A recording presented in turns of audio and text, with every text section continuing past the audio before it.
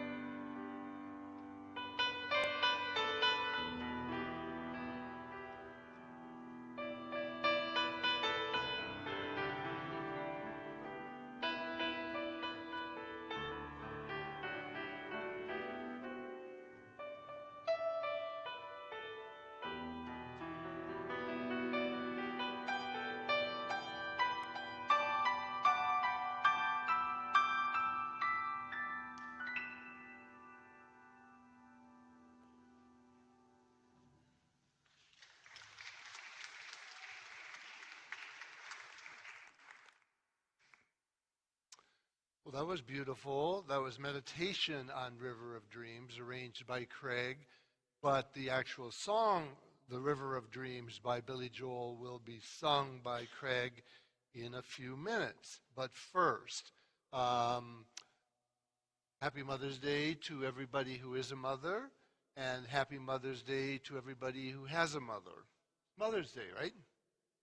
And it's a cause for celebration. And as Craig and Will Knapp, our sound person, were talking a little bit before, I said, any opportunity to celebrate anybody or anything in this world right now, I'll take it. You know, like the triumph of the butterflies. Okay, let's celebrate butterflies.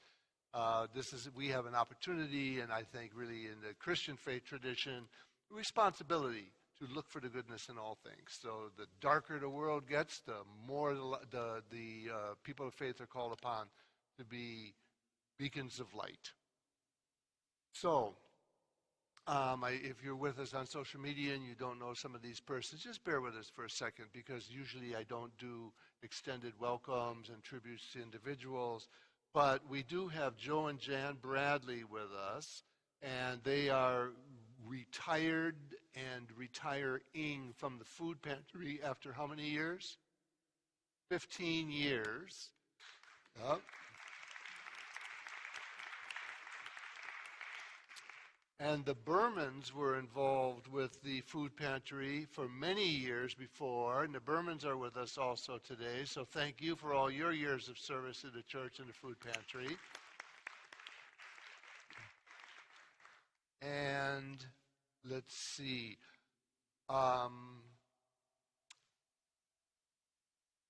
There are thankless jobs in the world, and one of them is toilets, fixing a toilet. Nobody gets a crown or goes on CNN interviewed because they fixed the toilet. Here the kids are laughing too. Like, yay! And nobody, as I think I've mentioned before, wants to have in your name, let's say your name is Bill Smith. Here we have the Memorial Bill Smith toilet. Nobody does that.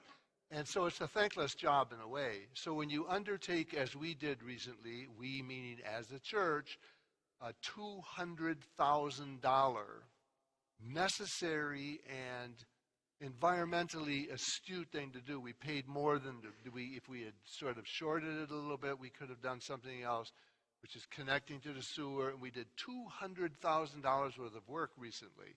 Tore up the front, tore up the side, tore up the back, and then that good work is now underneath the ground.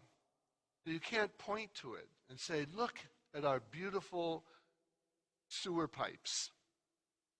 They're not there. But the cost of it was incurred by the church.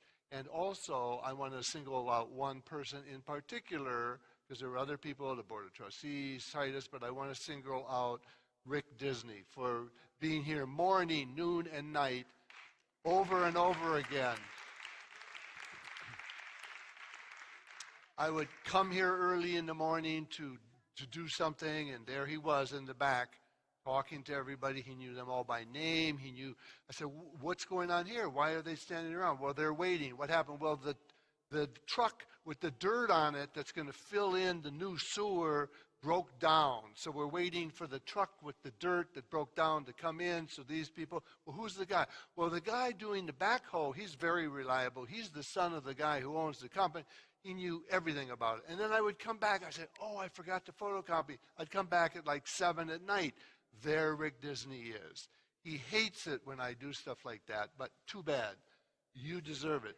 So thank you very much, Rick Disney, for your great work on that job. So if anybody else needs to be thanked for something, let me know, because I'm in the mood to thank. We'll deal with this a little bit later. And thank you to mothers, too, because I have a feeling that without mothers, like, we wouldn't be here. Does that make sense? Yeah, we wouldn't be here. So we're going to be honoring them in just a moment, but not until we read, for those who care to join, aloud and together the morning prayer that is printed in this morning's bulletin. If you're joining us on social media, the words to the prayer will be, or already are, will be scrolling across your screen. Let us pray. Holy God, we enter your sanctuary with reverence. knowing you are here with us. We long to encounter you in a new and meaningful way this hour. Receive our worship and grant us your life-changing words of serenity, acceptance, courage, and wisdom, and grant us the grace to receive them all. Amen. The River of Dreams by Billy Joel, performed by Craig Coyle.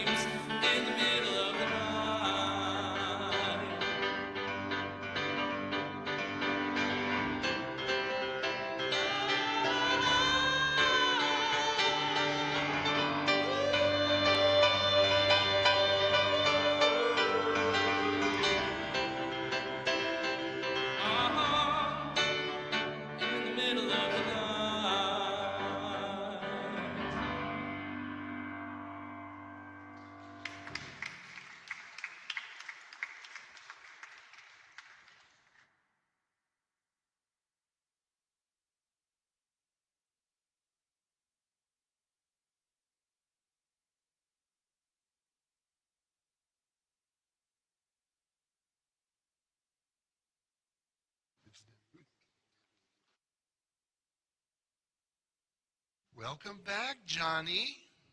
Where was Johnny? He was in the Johnny. Have a seat. Have a seat. Move over. Move over. She switched places with you. Okay. Time to wake up. I'm going to ask you a question. You don't have to answer. It might be a little difficult. So if you need some time to think about it, I'll give it to you and I'll come back. Do you know anybody who has a mother? You do? Do you know anybody who has a mother? Yes? Do both of you, just wild chance, do both of you know the same woman who is a mother? Who? Oh, it's Genesis. Congratulations. Do you know anybody who has a mother, Keaton? Yes. Oh, he had to think about it. How about you? Do you know anybody who has a mother? You? Yeah. Johnny, do you know anybody who has a mommy? Yeah. Where's mom? Happy to you. It's your morning. And the banana. Do you know anybody who has a mother? What's the closest person to you that is a mother? Right there. There we go. Anna Banana. Is Anna Banana making you a cake today? No. Okay. Good. Oh boy. Sorry, I didn't mean to start a fight on Mother's Day between a mother and her daughter. Anna Banana's a great baker. There was no time. Do you know anybody who has a mother? Yes. Do you, Miss Mary, know anybody who has a mother? Yes, I do. Okay. Raise your hand if you know anybody who has a mother. Wow, it looks like everybody. So, now I have a question for you. There we go. Do you think Jesus had a mother? Really? Okay. Yes. Do you think God has a mother? Yes. Do you think Earth has a mother? Well, what about Mother Earth? Have you ever heard of Mother Earth? No, that's an expression, Mother Earth. And how about nature? Does nature have a mother? Yeah, no. Mother Nature. So there's all sorts of words. So sometimes we're talking about mother, like somebody who's here. Do you know anybody who has two mothers? Well, some people have a mother and a stepmother. Do you know any mothers who have a mother? Who would that be? My mom. Your mom. And the mother who your mother, who's the mother of your mother, is called Nana?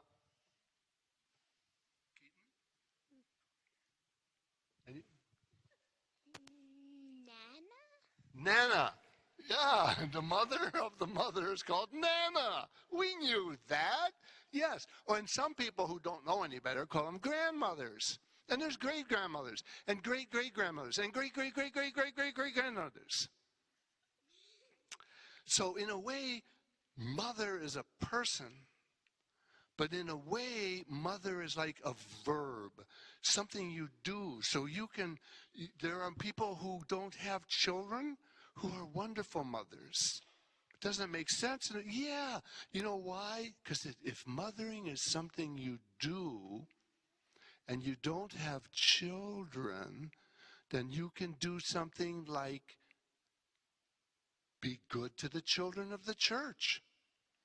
So in a way, everybody in the church is acting like a mother for you because they give love and support and they want you to learn and they want you to have treats and they want you to have a teacher in Sunday school and learn things about how to treat the earth and each other.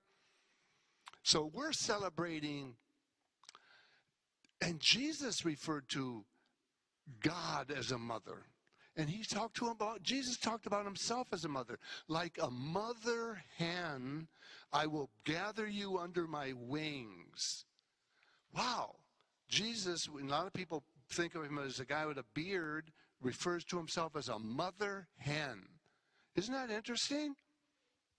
I think so. I might be the only one who thinks this is interesting. So I'll stop right here. And we're going to listen to a song that the choir is going to sing, and then after the song that the choir sings, you guys are going to do something with these things here, okay? And this includes you too.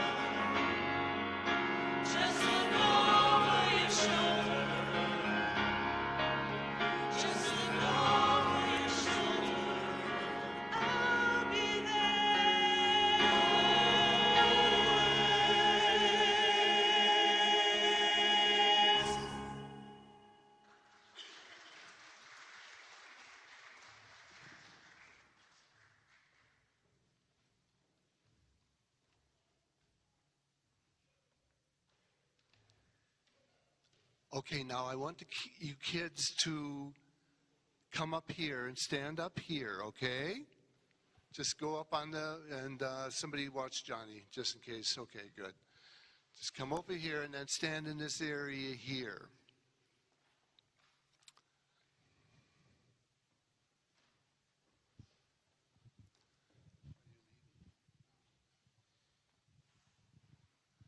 Okay, and we have one more person. Oh, she's back. Okay, you can stand up here. Okay, so Miss Mary now, Sunday school teacher, will come forward. And do you want me to bring this over? Come on up here, and you can go up on the stage. Oh, you're a little excited about that, right? Hi to you too. Okay, why don't you go with your sister? Very good. And now Miss Mary is going to have the kids. If you would like to receive a Mother's Day gift from the children, just line up over here. We think we have enough. If we don't, we'll make one and get it to you. Okay? So mothers, come over here. If mobility is an issue for you, then we will bring it to you.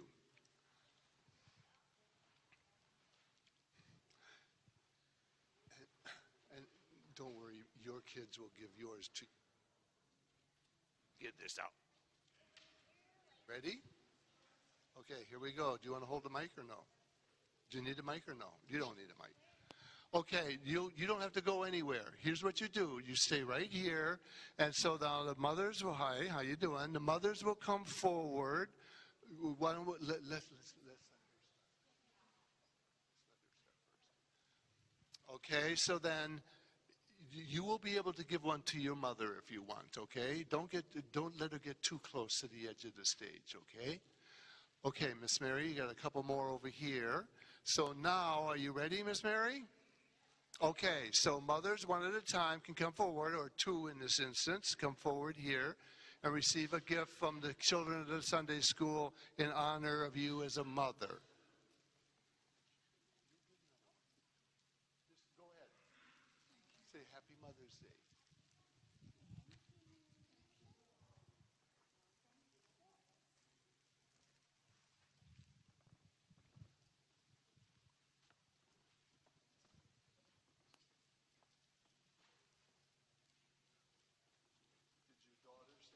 Did your daughter say Happy Mother's Day?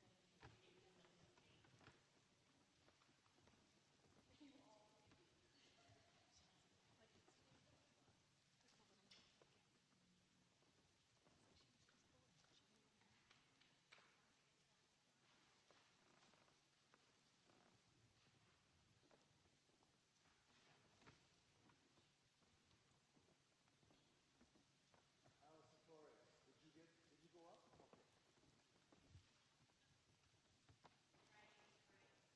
good.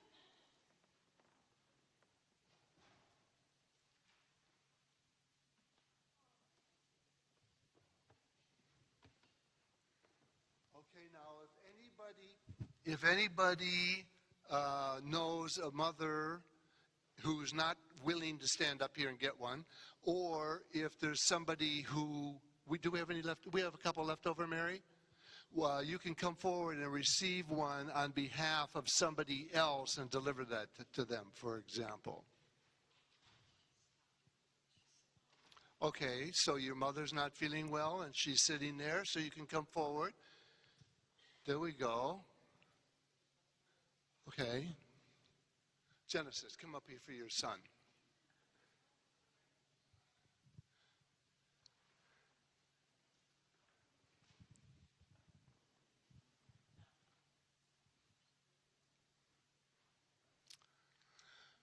Kathleen Gubatovsky, your mama. Why don't you come up here and get one for your mama?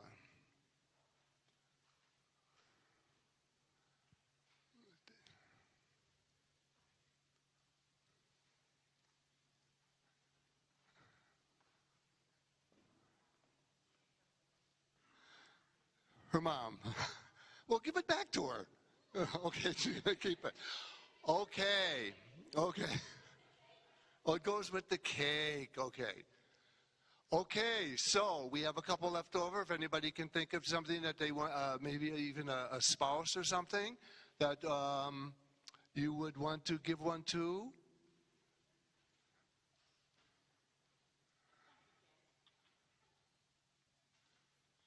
Okay, very good. Let's see. Now, would you see there's the gentleman, let me get you down here. Okay. Go with your sister to the guy who is sitting with a suit against the wall there. Give it to his wife. Wait. Not to mom. Your sister will show. Okay. Anna Banana, do we have one more left here? Okay, Anna Banana. Okay, give it to Anna Banana.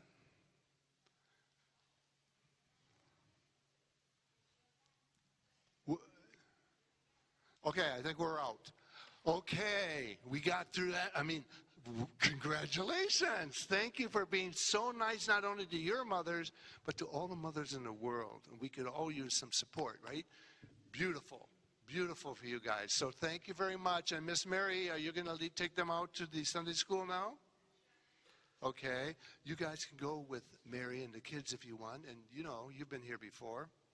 Okay, so we'll see you in a little while.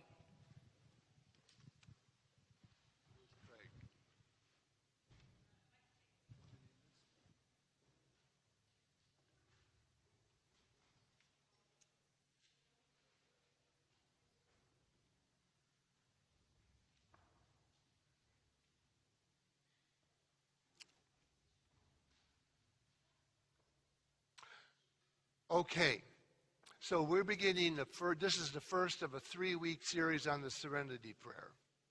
So has anybody ever heard the Serenity Prayer? Is anybody, okay, whether you've heard it or not, so most people have, I believe. So we'll be talking about the Serenity Prayer, but first we're going to begin with, this is part 1, and the next part 2 will be next week, part 3, the concluding part will be the week after that. So here's a scripture reading from Matthew chapter 7, very short, verses 13 and 14. Enter through the narrow gate, for the gate is wide and the road is easy that leads to destruction, and there are many who take it. For the gate is narrow and the road is hard that leads to life, and there are few who find it. So I'll repeat that once. Enter through the narrow gate, for the gate is wide and the road is easy that leads to destruction, and there are many who take that. But the gate is narrow and the road is hard that leads to life, and there are few who find it. So I've been to the ancient city of Jerusalem a couple times, and there's a narrow gate, and there's a wide gate. So the big gate, you can go in there with all your bling and armor and weapons and your soldiers and your generals and your money bags and your supplies and your mules and donkeys and servants. You can just go marching through there triumphantly. But to get into Jerusalem through the narrow gate, you got to leave all that stuff behind. All the symbols of power and money and guards. You have to take off the helmet and get through this narrow little gate. Now, if that's what the gate was built for, scholarly, there's some dispute about that, but that is one of the options. And I think what Jesus was talking about here was, what do you have to let go of in order to get to the source of faith, to the source of healing, to God, Jesus, salvation, whatever word forgiveness, whatever word you may be thinking about, what do you have to strip yourself of and leave behind so you can get into the sight of healing? First part of the Serenity Prayer says, God grant me the serenity to accept the things I cannot change. God grant me the serenity to accept the things that I cannot change. The Serenity Prayer was written by theologian and professor at my alma mater, Union Theological Seminary. He was a professor there, Reinhold Niebuhr. He wrote the Serenity Prayer around 1932. It was printed on cards and distributed to troops by the USO, so that during combat they could pull out these cards and say, the bombs are coming down, or you're being shot at, or you just shot somebody yourself, whatever. God grant me the serenity, accept the things I cannot change, courage to change the things I can, no wisdom, no deliverance. God grant me the serenity. So that was used by soldiers and distributed by the USO, which was an organization that would give nurture and support. They could come in for a cup of coffee and they could dance or whatever during the World War II. It was circulated also by the National Council of Churches. So religious persons who were suffering some personal defeat, or the church was going down the tubes because they didn't have any money, or some health issue or whatever, estrangement from members of their family, whatever it might be, the National Council of Churches, first the armed forces, now the National Council of Churches is saying, this is a pretty handy prayer for people of faith. Grant me the serenity to accept the things I cannot change. Imagine what the churches were praying when the Nazi occupation of Germany and Poland and invasion of France and onward. And then the Serenity Prayer became even better known after it was adopted by Alcoholics Anonymous in 1941, when an early AA member saw it printed in a newspaper obituary. And this person went to the headquarters, I guess, in New York or Cleveland or wherever it was, and said, hey, look, I clipped this out of the newspaper, the Serenity Prayer. And AA said, that is perfect for us.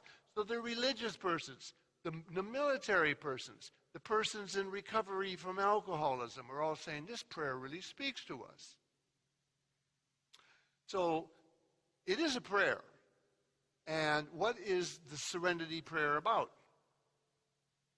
Well, the first word of the Serenity Prayer is God. So it's like, grant me. So it's not like, it's God, however you conceive God to be. Grant me, give me something. I find serenity. Where do you find serenity? Where do you find serenity? I guess none of you do. What'd you do for serenity during COVID? I went to the same boardwalk in Brookhaven every day. Every day. No masks, no people. The church was closed for 2 years, but Craig and I still kept it going with masks on, hoping we weren't going to get sick. If one of us went down, we were in big trouble because the church was closed, but we did not miss a single Sunday because we went to immediately, we had 5 days notice to Facebook Live. 5 days notice. And we were live on Facebook. And we didn't know what we were doing, right? We didn't even know that the microphone wasn't picking up what we were saying because we were too far away. Like, what do we do about that? How do we work this machine? On and on and on. So I find it by walking along the beach. So one day, this really happened, and it was at Smith Point. Walking along the beach, and a man is standing on the shore yelling at the tide that was coming in. Bring it on! I dare you! 1 inch closer, and you're gonna get it. This guy's yelling at the tide that's coming in. Bring it on! Come and get me! You want a piece of me? I went, I came here for serenity? The man was clearly disturbed, so I walked as far away from him as I possibly could over toward the dunes. I'm walking along that, doo-dee-doo-dee-doo. Don't say that, he might turn and look at you. Because I don't want him ranting and raving at me. Come on, bring it on. You want a piece of me? I just walked away and kept going. The next day, I think it was the next day, I returned to the beach, and it was a different time of day, longing once again for the serenity that the beach provides me. And once again, the same man was there. But this time, the tide happened to be going out. I like doing it. I like to go when the sun's coming up, when the sun's going down, when the tide's coming in, the tide's going out, winter, summer. I love nature. So this time the tide's going out, and the guy is still yelling, and he's yelling, please don't go. Don't leave me. Don't leave me. Oh, my Lord. I wonder who he's married to. Good luck. His threats and taunts, however, could not keep the tide from coming in. And his pitiful pleading could not keep the tide from going out. He was powerless over the tide, and he lacked the serenity for whatever reason. Could have been that he was nuts. Could have been that I saw it as a metaphor for what I was doing, but he lacked the serenity to accept the things he could not change as he stood like a madman railing against the inevitable. And I saw myself in him. I'm going to come in here and help this church change. And, well, the church changed me instead. You know, you don't always get what you want. But if you try, sometimes you just might find you get what you need. So I had come to the seashore seeking serenity. He had come seeking change. I don't want this to happen. I don't want that to happen. I'm saying I don't want anything to happen. I just want a moment of serenity. I didn't find serenity, and he didn't find change. And I wondered, how often do we suffer because we lack the willingness to accept the things we cannot change? How often do we suffer because we lack the serenity to accept the things we cannot change? There are people who don't like their mother, are estranged from their mother, never met their mother, miss their mother, have little grotto-like places in their yard for their mother, or Mother Mary. I identify with Mother Mary tremendously. I didn't know I would, but both of us have lost a child. Like trees refusing to bend with the wind, when we refuse to accept the things we cannot change, I want you to change, and then our marriage will be okay. I've heard that in my 30 years, almost 30 years, so many times. If this person will just get his act together, then the marriage will be salvageable. So you change, and then I'll feel better. Church changes, and I'll feel better. The economy changes, then I'll feel better. And then, like trees that refuse to bend with the wind, we snap. Like a tide rising against our refusal to accept the things, the change that life brings. The tide is an obvious one. It comes in, it goes out, doesn't matter what you think of it. It says it in the Bible too. It's like the spirit, which is ruach in Hebrew, means wind. So the Holy Spirit could be transliterated to English as the Holy Wind. And in the beginning, God took dust and dirt and breathed life into this thing and created Adam. So it was the wind, the breath of God that created life itself. So like a tide raising against our refusal to accept the things and the changes that life brings, we lose our ability to experience serenity that acceptance often brings. When we rail against the inevitable or things we cannot change, we set ourselves up to be incapable of experiencing the serenity. That's why there are monasteries. The monks, and I've been to, as some of you know, last June in Japan. And then recently I was in Assisi in Italy. These places are built because they know how fragile serenity is. You don't beg for serenity while you're in a fist fight in a bar.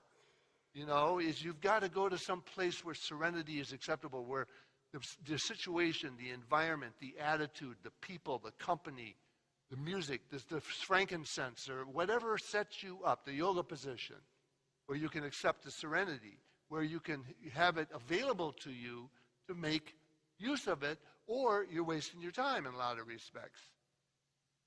The man on the shore felt deeply defeated by the tide, but even defeat itself. That's why I came to the church at age 43.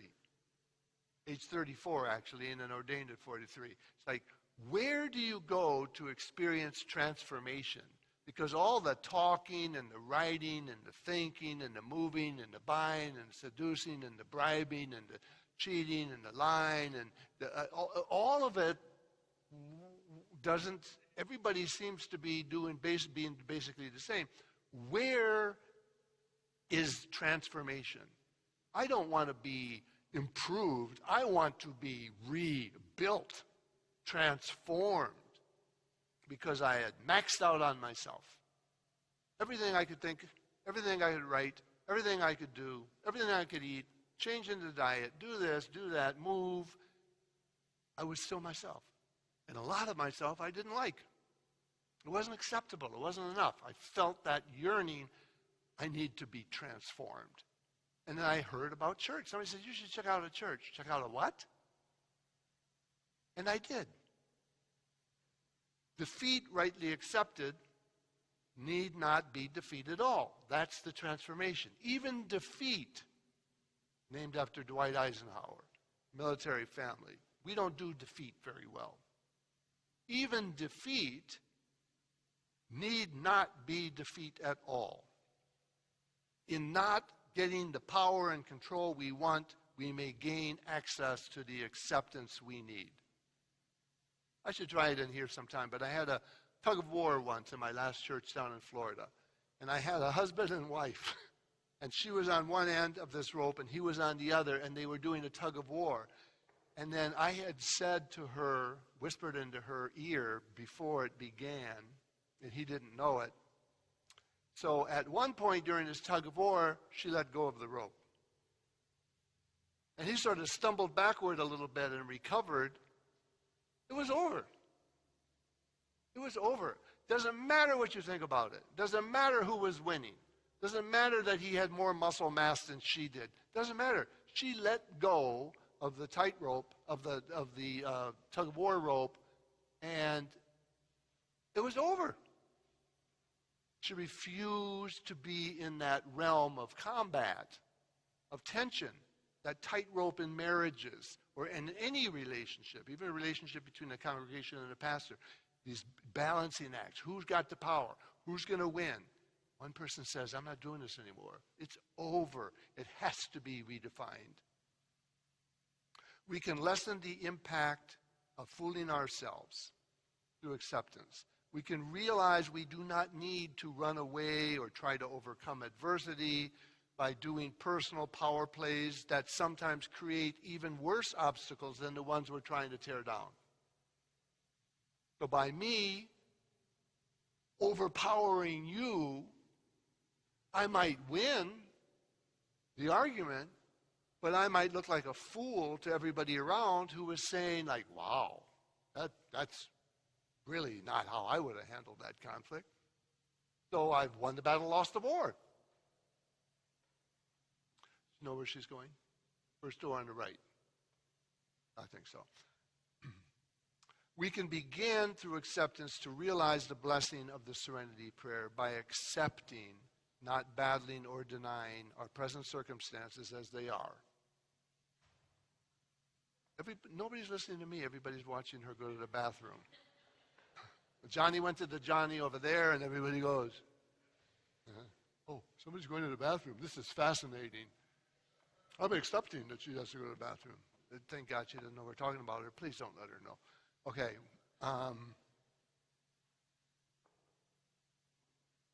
We can begin to realize the blessings of the Serenity Prayer, applying it to ourselves, to our relationships, to our government, to the state of the world right now. And I was saying I'll celebrate anything because it's an antidote.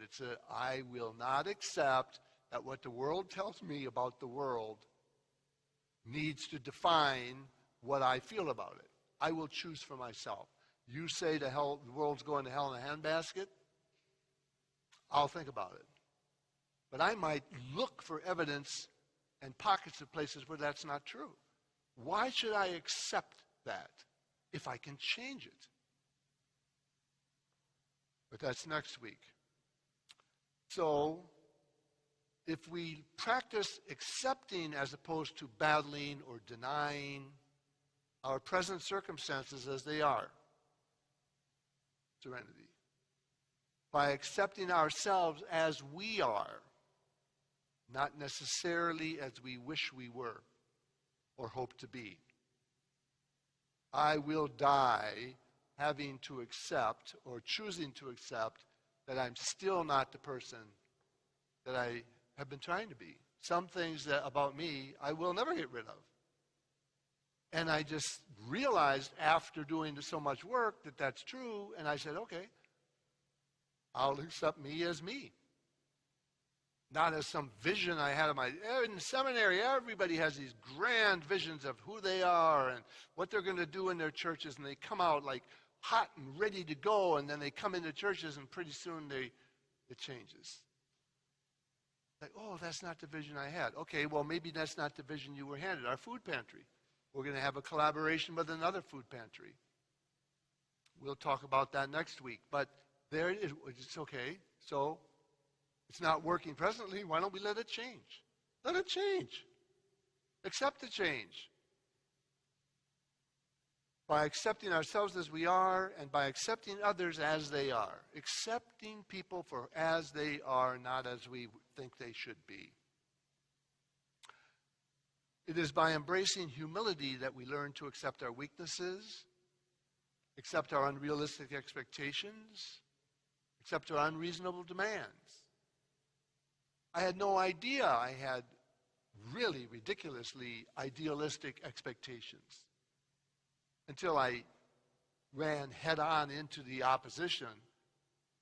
And I was talking to a guy who was a Baptist minister and a marriage and family therapist and a retired naval chaplain.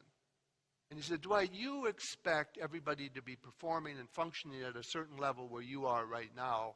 He said, in my experience, everybody's barely holding on by their fingertips, just trying to make ends meet, survive relationships, deal with their children, put up with a boss, consider this, sewers, $200,000 sewer. Are you kidding me? But by accepting it, you can lean into that and do the change that's necessary. I can accept my son. I might get along really well with my son, my daughter. Why? Because in part, I accept them for who they are. They accept me for who I am.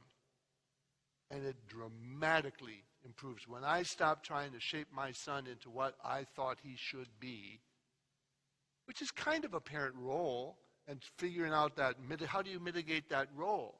They're going off in a direction you think you don't like, or they're not going to be able to support them. So here's a child actor. I thought, great, now he's going to live at home till he's 48.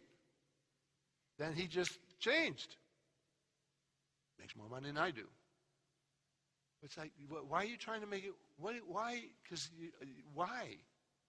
Just let go. Let him be who he is.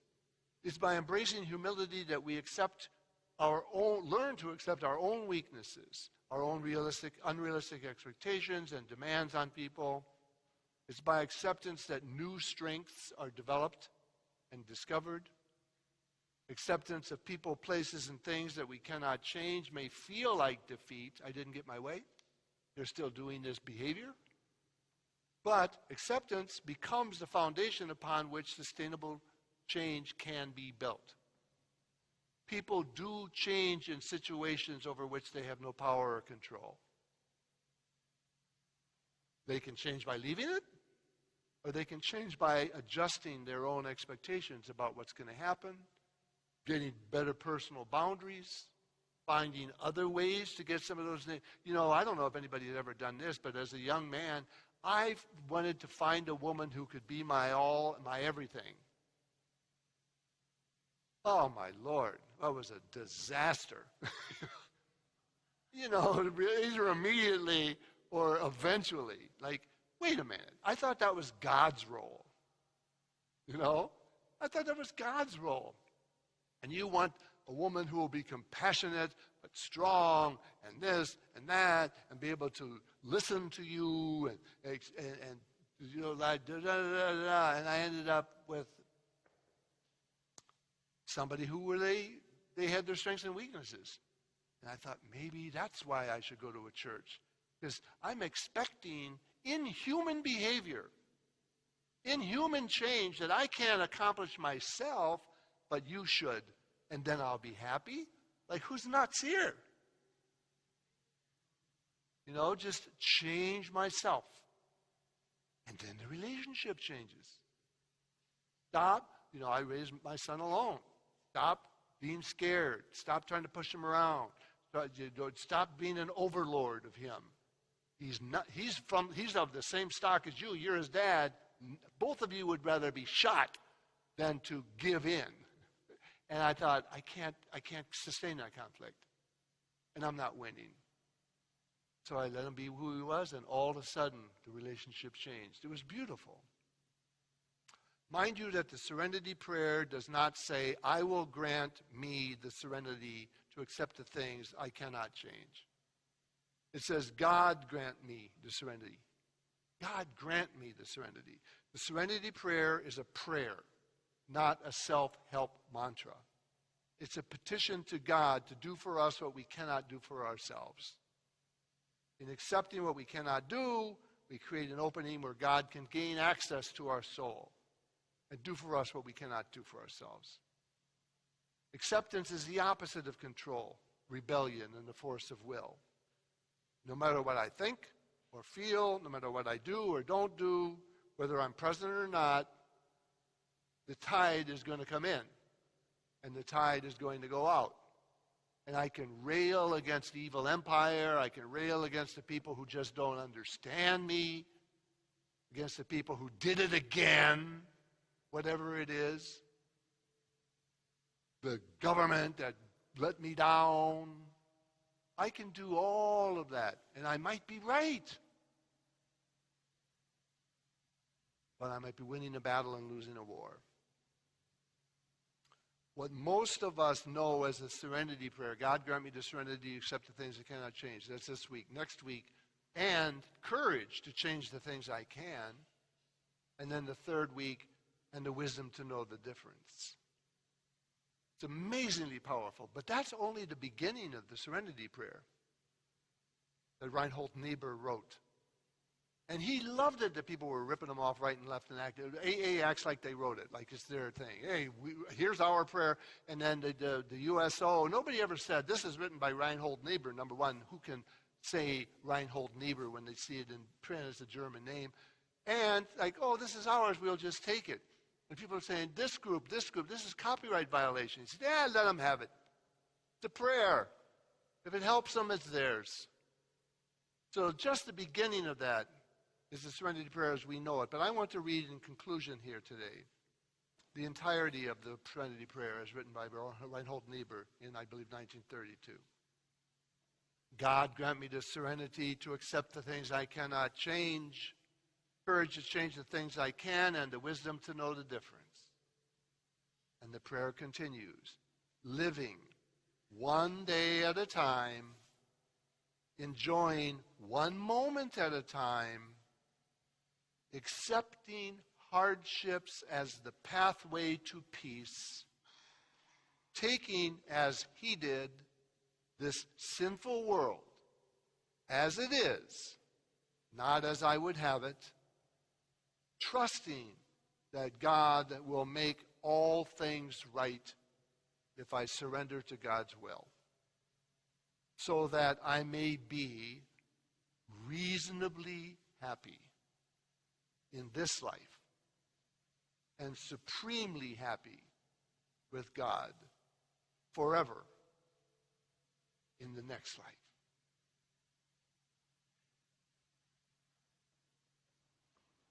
We're going to hear a song about acceptance now. It's actually a hymn, but it's going to be performed for us by the choir. It's called Help Us Accept Each Other. It's written by John Ness Beck and Fred Kahn.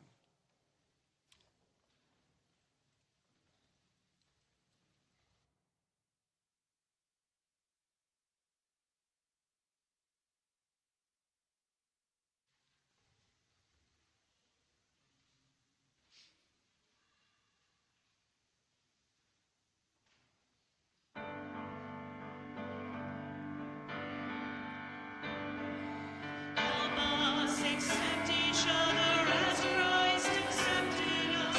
Teach us as sister, brother, each person to embrace. Give rest alone among us and bring us to believe. We ourselves accepted and meant to love and live. Teach us, O Lord, your lessons as in our daily life. We struggle to be human and search for hope and faith. Teach us to live a people for all, not just for some. To love them as we find them, or as they may become.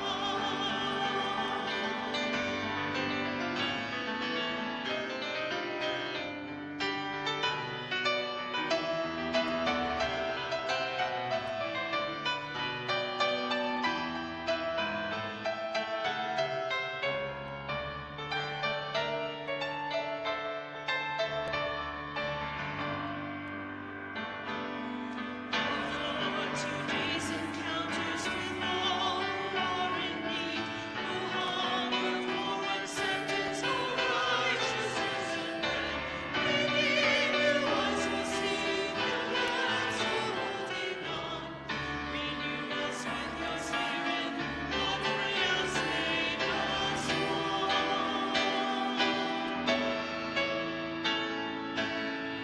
Renew us with your spirit, Lord, free us, make us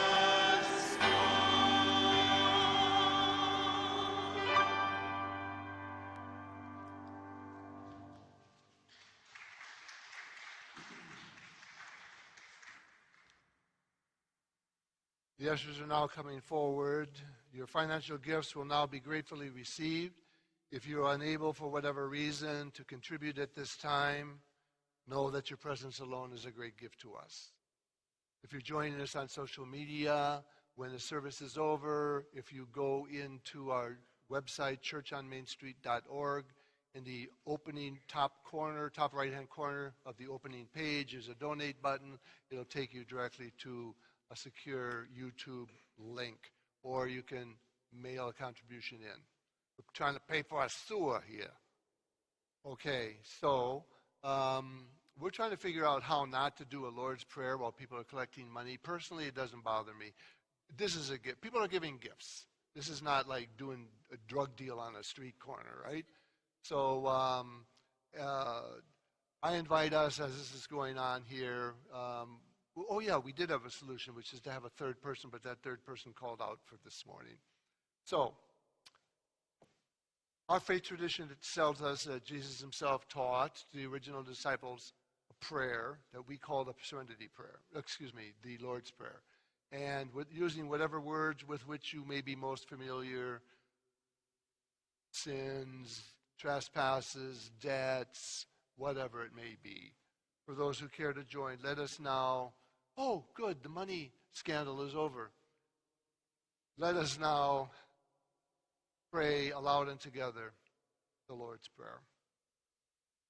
Our Father, who art in heaven, hallowed be thy name. Thy kingdom come, thy will be done, on earth as it is in heaven. Give us this day our daily bread, and forgive us our debts, as we forgive our debtors. Lead us not into temptation, but deliver us from evil. For thine is the kingdom, power, and the glory forever. Amen. In the pew back right in front of you is a hymnal that says Sing Joyfully. There's a very short hymn there, number 581. 581. Lord, dismiss us with your blessings. I believe that this is going to be online as well for those of who are joining us at home. Number 581, Lord, dismiss us with your blessing.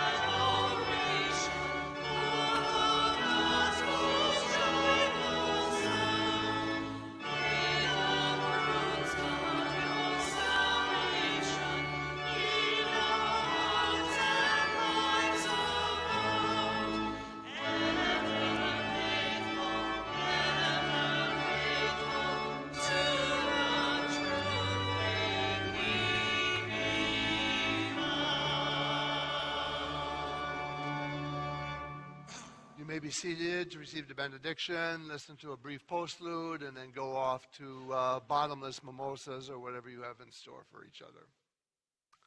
And now in our going, may the light of God shine down upon you and out from within you and grant you peace.